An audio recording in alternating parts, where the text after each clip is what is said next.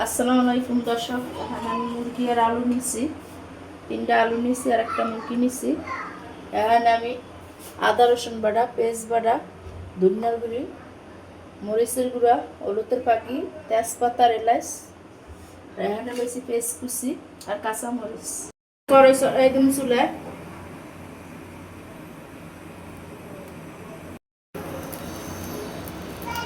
কড়াই গরম হয়েছে, আমি সাদা তেল দিয়ে দিব।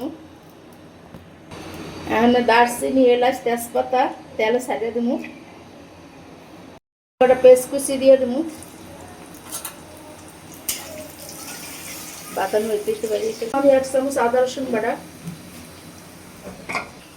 পেস্ট বাটা, হলুদের ফাঁকি, মরিচের ফাঁকি, ধনিয়ার ফাঁকি দিয়ে দিলাম। মশলা লবণ, এখন তুমি 1 চামচ পরিমাণ মতন লবণ, একটু পানি তুমি কষানোর জন্য।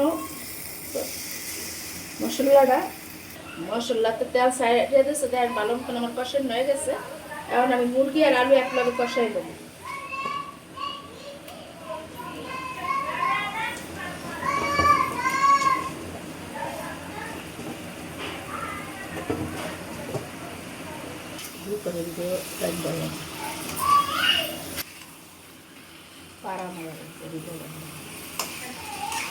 দেখেন কালারটা কি সুন্দর হয়েছে, দেখছেন? কালারটা অনেক সুন্দর হয়েছে। 3টা কাঁচামরিচ দিয়ে দেবো।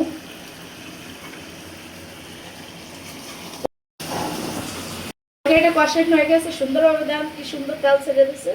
এখন আমি পানি দিয়ে দেবো, গরম পানি।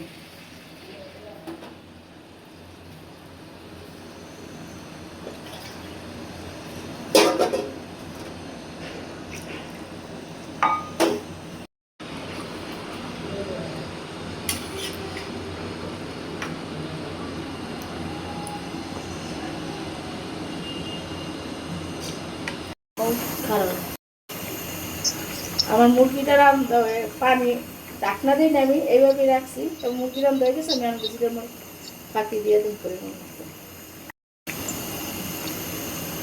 দর্শক।